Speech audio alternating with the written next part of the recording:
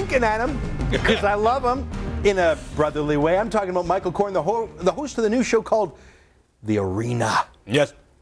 When are you starting the new show on the Whenever you want, Ezra. If I had my way, I would have you run every weekday at 5 p.m. Eastern because it's so much fun. Give me a hint of what we're going to see. 7 p.m. on Tuesday is the debut of Tuesday, as in just next week? Yeah, next week. Yeah, next Tuesday. Man, do you have any? Can you give us a hint what's coming? Or is it all secret? Well, Sarah Palin.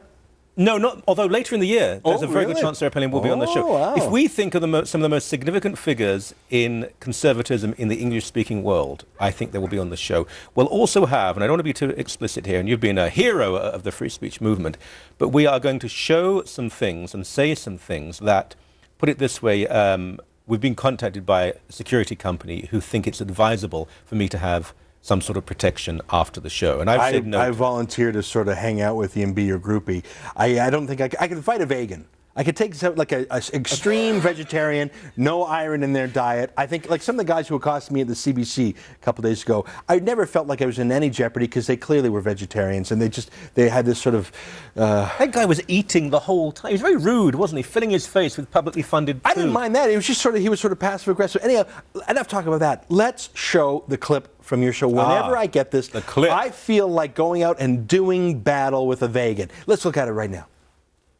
From the people who brought you Ezra Levant, Brian Lilly, and Charles Adler comes a new show that's set to shake the country, rattle the critics, and help move this country forward. The Arena with Michael Coren. Real debate, no talking points, no scripts, no punches pulled. Coming August 30th, 7 p.m. Eastern, only on Sun News Network. I'm ready! I am so ready! Oh, excuse me. Let me put away. Is this a lightsaber? Is it a lightsaber, by the way? I am ready for the Arena. I think it's like Mad Max. That was disarmingly phallic, what happened there. I think your show looks a little bit like Mad Max without some of the physical violence. We're going for the intellectual credibility look, which is why I really welcome. You know what? I got 2 words for you. Gemini Award. Whatever it takes, Michael. No, I'm joking. Your show looks like it's ready for a battle. Well, there is... I'm going to take this off. It's a little hot. I'm hot in here. I think it's rather fetching, almost as hot as wearing a niqab. I'll tell you that, which I wore the other day. Is it going to be a fighty show? Look, there are so many shows. You used to be a boxer. Oh, well, my dad was. I was too You look cowardly. like a boxer. I'm good at punching people. Being hit back is not my sort of thing. But look, originally we thought about Coren tonight and what we're going to do. And then, there's so many shows that come out of Ottawa that are interchangeable, hosted by people who look like they've been dead for 25 years. You know some of the people I'm referring to. This is different.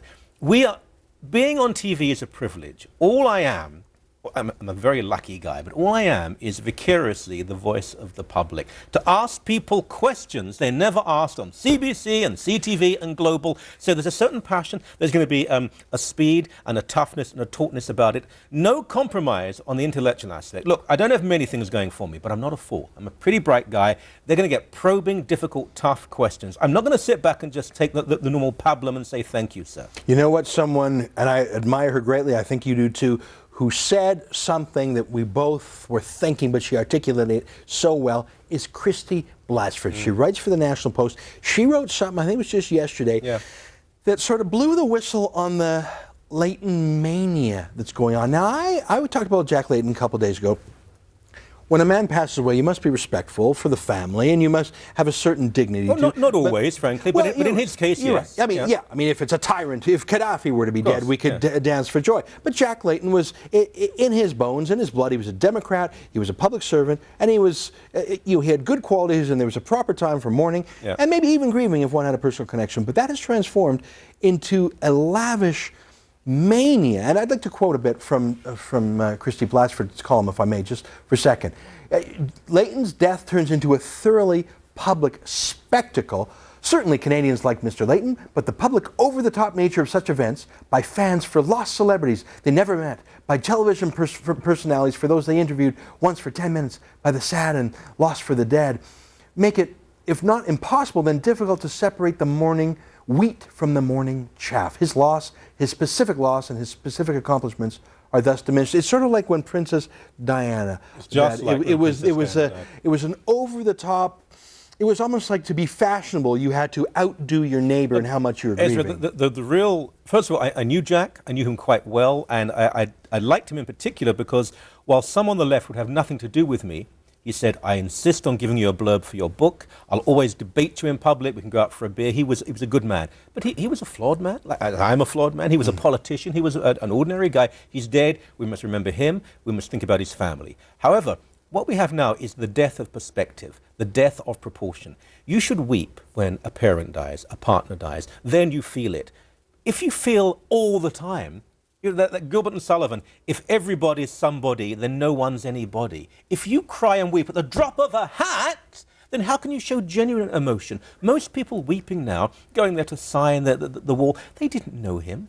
They want to be part of a happening. It's a selfish act. It's not part of saying, I grieve for that person. I want to be part of this. I'm fashionable. I grieve, therefore I'm part of this. Were you there? If not, if you weren't there and I was, then I'm morally superior to you. You know what? You see this once in a while. I remember when a senator named Paul Wellstone died and when Senator Ted Kennedy died. People saw, not only is this something I want to be part of, but they turned it into a political moment, and something gross happened. We learned that the public statement, the public letter, this last public testament made by Jack Layton was actually crafted with the NDP spin doctors. Just like in Massachusetts, we've got to win this for the dead Senator Ted Kennedy. There's something grotesque about taking a personal loss and running with it for political. I mean, Kennedy in particular, we should mourn more for the woman who he effectively murdered.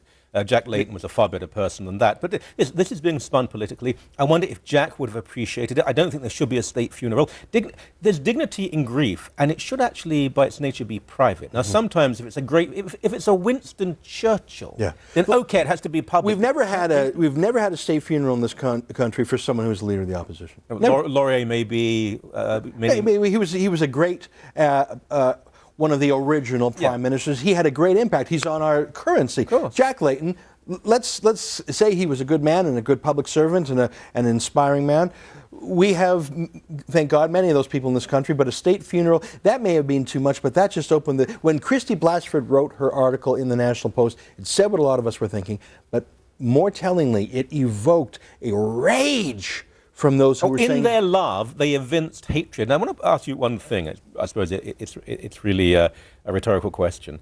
Do you think if a Conservative leader such as Stephen Harper or Toronto Mayor Rob Ford died, God forbid, do you think the left would be as generous about them as the right are being about Jack Layton? The ones who were on their good behavior certainly would have been. But I saw in Twitter such a raw rage, not just against Christy Blatchford, but people saying it should have been Harper who died. I saw plenty of that. Michael, we're out of time. The good news is starting next week, you're going to be on TV an hour a night. It's going to be my favorite show. 7 p.m. beginning Tuesday, the arena. Thank you, my friend. The arena, and I've got my lightsaber, and I'm just going to... This is probably the last time someone can... Withdraw your lightsaber, sir.